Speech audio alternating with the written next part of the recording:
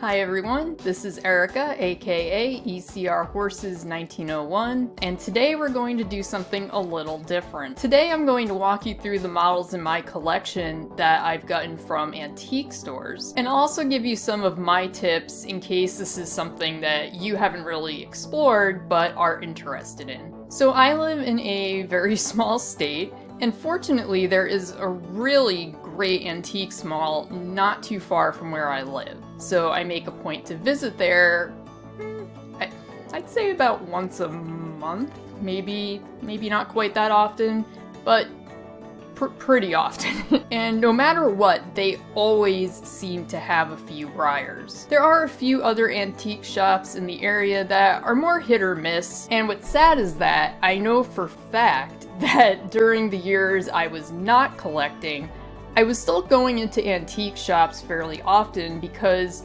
over the years I've collected a lot of old women's magazines. Like I used to get ones from the 30s and 40s.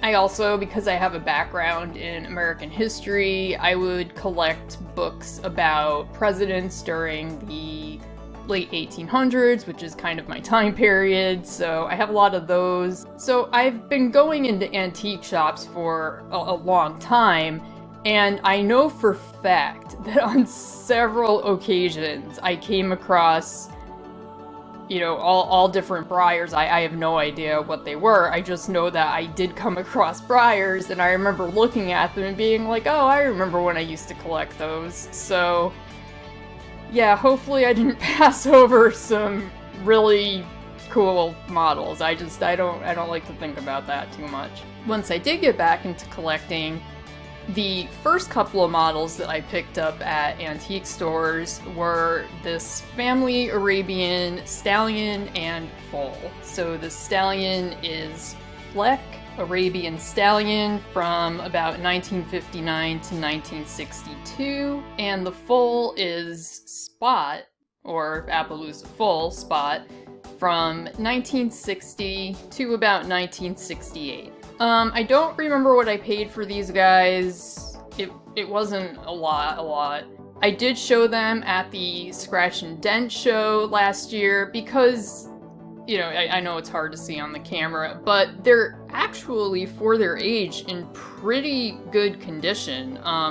Like, pretty good to very good. You know, but at the same time, I don't think they're live show quality. So they both place really well in collectability at the Scratch and Dent. I really like that pair. Maybe someday I'll find the mare that goes with them, and then we can have a complete little family. On a different trip, I picked up 3 very different models for excellent prices. One was this classic scale bucking bronco. I think his official name is Dakota. Don't quote me on that though. But he was a regular run from 1995 to 1996, and I got him for just $9. Well, no, sorry. I got him for just $8. In fact, him and the next 2 models all were $8, which was incredible. He is also in excellent condition. There's a tiny bit of, I think you call it overspray, where like the white from the tail appears, you know, a little beyond the tail.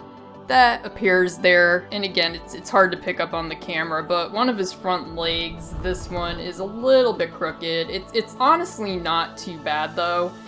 So he will probably be a contender for this year's Scratch and Dent. At the same time, I'm actually not really crazy about this model, so I'm slowly coming up with a very short list of horses that I'm thinking about selling or trying to trade. You know, I'm pretty selective with the horses that I do get, so I don't really have a lot of those, but I think if I am gonna make that list, he's probably gonna be on it. Next up is one of my favorite antique store finds of all time. And that is this lovely chestnut Clydesdale mare, complete with her green felt blanket. She was actually part of a Clydesdale gift set. As you can see in this picture from Identify Your Breyer, she also came with a Clydesdale foal who also had a green felt blanket. Unfortunately, he wasn't with her at the antique store, so I don't have him, but this is another one where I would definitely consider getting the foal if the opportunity arose, just so I could have the complete pair. She was also just $8. Yes, seriously. You know, they were all the same vendor. The date range for this model is pretty broad. She could be from anywhere from 1971 to 1990. It's another one where for her age, she's also in really good condition. Honestly, having the blanket on probably helps. She actually did well in both collectability and breed when I showed her at the Scratch and Dent. You know, and I've mentioned in other videos that I'm not generally a fan of draft horse models, but Sweet Potato, because that's her name, she's Sweet Potato, she is definitely one of my favorite models, and if I did not have such limited shelf space above me, someday I'll share a picture of what I'm working with. It's not a lot, but if I didn't have such limited shelf space to actually show my Breyers, she would be up there instead of down in the basement where unfortunately she does have to live. The final $8 horse that I got in that same amazing trip was this great glossy Palomino fighting stallion. He comes from... he's supposedly from between 1961 to 1970. He's definitely in a little bit rougher shape than the others. Again, you're not going to be able to see this on camera, especially because he's glossy. Well, you can see it a little bit, but he does have more rubs. You know, just more wear on him than the other two. But between being one of my favorite molds and the price, I was not going to pass him up. Funny story about showing him in collectability at the Scratch and Dent. And by the way, I know that because I'm mentioning the Scratch and Dent show so much in this video, I know people in the comments are going to be like, could you please tell us more about this show? I absolutely will, because it is such a great concept, and I don't know how much, if at all, this type of show is done in other regions. So I will definitely try to make a video on that soon. Anyway, it was a class for vintage, regular run, glossy models in other solid colors. Yes, that's a lot. And somehow I wish I had taken a picture of this because I didn't. I know other people did, but I don't know where they live. I'd have to go search through the Facebook group. But somehow this class ended up being 4 different glossy Palomino fighting stallions. The exact same mold. It was honestly hilarious how that happened. He ended up placing second because it really boiled down to things like the depth of color and other things like that. But the judge was really great at explaining, you know, her reasoning for placing each horse as she did, which that could not have been easy. That must have been a really challenging class. Yeah, I'm very happy with this guy.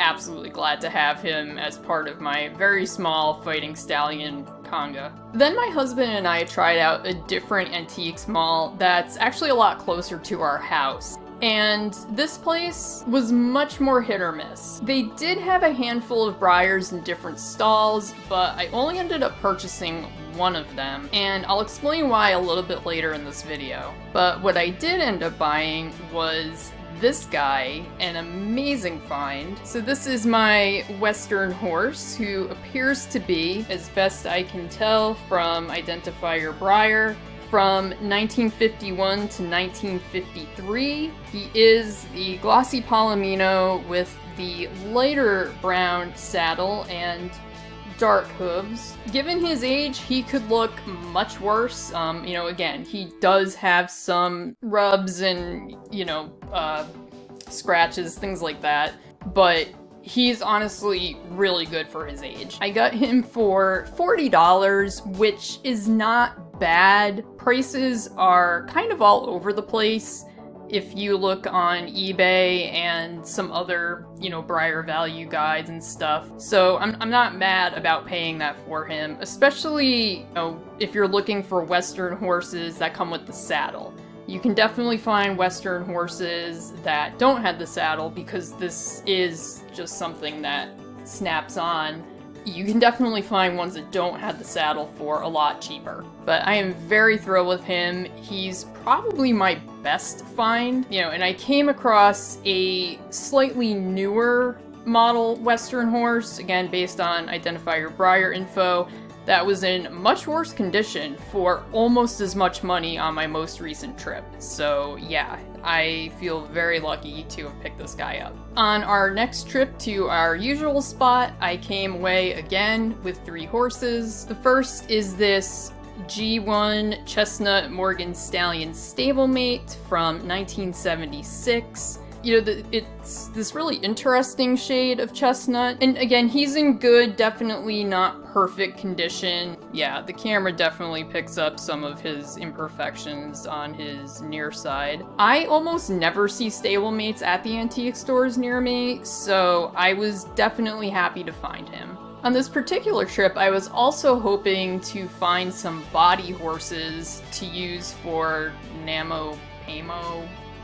You know what I'm talking about, the National Model Painting Month that's currently going on. So I was hoping to get a horse to use for that, or I was also considering taking this oil painting class this month. That didn't end up panning out, but nevertheless, I wanted some body models. But what ended up happening is I found the next 2 horses and decided that I didn't want to change either of them. So I ended up using a completely different model for NaMoPaMo. Maybe I'll make another video on that experience, because that has been a trip. And I will be lucky if I squeak in under the deadline. Anyway, one of the horses that I got was this bald face, there we go, black show stance Morgan from about 1961 to 1968. Yeah, I just really like this guy, and it would have felt wrong to paint over him, so I decided to just keep him. Again, he's not in great condition, definitely scratch and dent boy, but I like him, so he's gonna stay with me. And I also picked up this semi-rearing Mustang. Whoop, let's see if I can actually get him more. No, that's the opposite. Okay, let's see if I can get him in the frame there. Can you tell I'm amazing at doing this? He is technically called Diablo the Mustang from between 1961 to 1986, and I just couldn't bear to paint over him. He's also in kind of roughed up condition, but I love my semi-rearing Mustangs. I'm sure I could find one, for even cheaper, because these weren't super cheap. These were not nearly as cheap as the $8 horses, but they weren't an arm and a leg either. So I just decided to go ahead and keep him as well. And you also know that I just really love the semi-rearing Mustang, so yeah, he's staying on with me as is. Finally, I came away with 2 models from our most recent trip. You've actually already seen one, and that was the Texas Longhorn bull model, who I was thrilled to find because I really enjoy the non-horse molds that Breyer does. I have a few that I actually got during my not collecting years. This guy cleaned up really well. He must have been very dirty when I got him, because before you couldn't even see the stripes that are in the horns, like they just weren't there. So when I gave him a good bath, I was like, oh, look at that. He is also fairly old, from probably between 1961 to 1989. And then secondly, I found this classic scale model, bright chestnut on the Jet Run mold. He appears to be the dark red chestnut thoroughbred from 1999 through 2000. He's another one, if you look at him quickly, he's perfect except for one tiny scuff mark on his shoulder there. If you look at him in the light, he's definitely more dinged up, but if you just quickly glance at him, he looks like he is perfect. So again, not live show quality, but he'll be a scratch and dent contender. He's okay.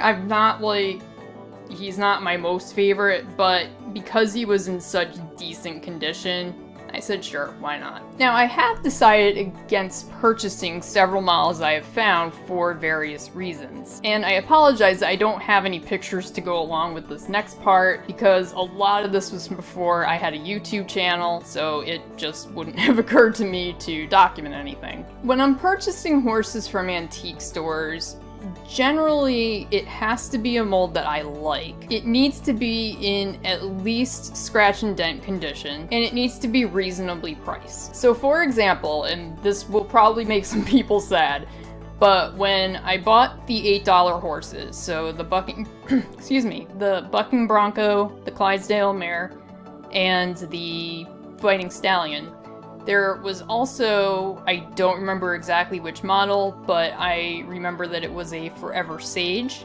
That was also in that same shelf. Now, if you've been watching through my tier rankings, you will know that I don't like the Forever Sage mold. So that was already one strike against it. But furthermore, and I don't know if this is an issue with that mold or if it was just an issue with that particular horse, he didn't stand very well. He was very tippy, and I just didn't like that. He was in otherwise decent condition, but I think when I quickly looked him up on my phone on identifier Breyer just to see if he was anything special, I don't think he was. I think he was just some regular run from probably the 90s. Again, I wasn't paying super close attention. I already have a ton of horses from the 90s, so I really just did not need this horse. So yeah, I left her behind. Then during my most recent trip, when I got the Longhorn and the other classic model, there was a family Arabian mare and foal. I believe they were Pride, who is here, the mare,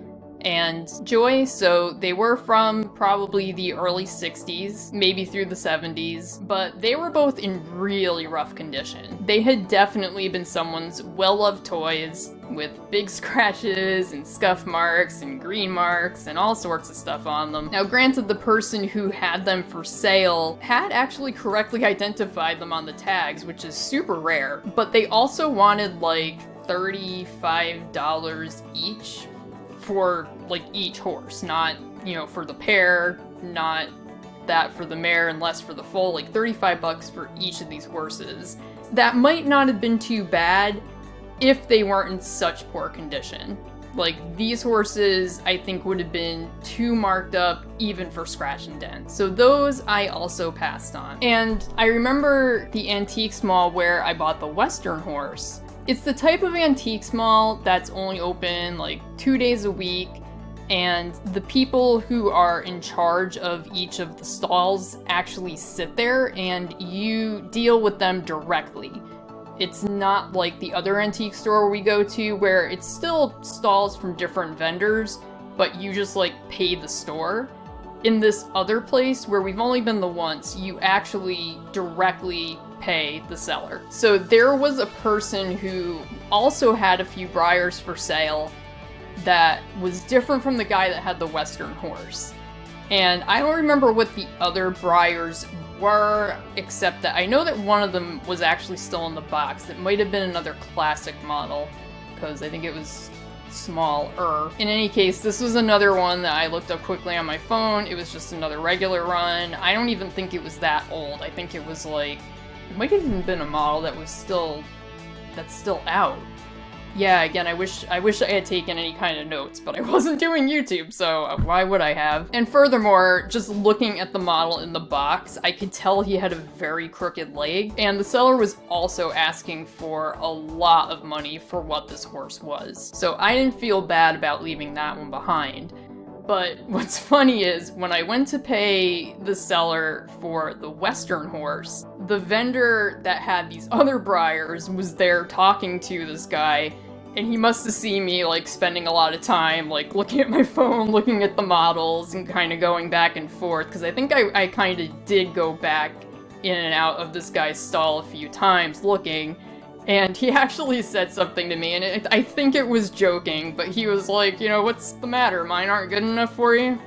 And kind of, you know, kind of sorry that was the case, but, you know, I just said that's not really what I'm looking for today. So anyway, that was the thing that happened. I do think it's helpful to be familiar with Breyer's various models, because I have come across, not a lot, but a few other types of toy horses that are being sold as Breyers. So for example, the vendor that had the show Stance Morgan also had a very large, I mean like big. Like, I don't know why I'm trying to show you with my hands, but large. A very large pinto with a saddle and a brushable mane and tail. And it honestly looked closer to the types of horses that come with, and maybe you know what I'm talking about. Target sells those, like, fake American Girl dolls, and they have horses. It honestly looked kind of like one of those. But they were trying to sell it as a Breyer, and I have scoured every Breyer site that I can, because I'm like, does Breyer sell something like that? But I have not found anything at all like it, so I really don't think it's a Breyer. I'm not sure what this horse is, there's no identifying marks on it, but actually the last time I went there, that horse was still there, so yeah, I don't know what's up with that one. My usual store also has a couple of models that look very close to the Western ponies that have riders. So like here's one example of the Breyer Western pony with the Native American, and then yeah, there's also another one that has a cowboy type figure. They're not exact matches. I've seen that Heartland also sold or sells, probably sold, figures that are similar to these as well. The thing is that when I've picked them, because I have looked at these so many times because I was like, what are you? Like, trying to figure this out. Like, are these things I should buy? I don't see any brand marks or anything that distinguishes what these horses and riders might be, so I have just always left them there. I don't actually even know what their price is.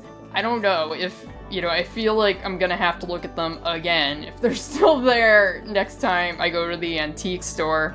If anyone has any ideas from the vague hints that I've given you, be sure to share them with me, because I just don't know, you know, if they are Heartlands, do they have, like, specific markings that I should be looking for? I don't know, but I just figured I'd tell you about them. Maybe at the very least I will take some pictures of them next time that I'm there. So that's been my experience and some of the really great finds that I've come across when looking for Breyers in my local antique stores. So what about you? What have been your great finds? Do you have a favorite store, or a couple of favorite stores? Or do your antique stores never seem to have any models? Because I will say that there are a couple of stores that we have nearby that every time we go there, I don't think I've ever seen a model horse, even once. So for whatever reason, that is the thing. Anyway, I want to hear all about your experiences in the comments, so feel free to leave them. Thanks for watching, and if you enjoyed this video, please be sure to like and subscribe. Take care, and I will see you next time.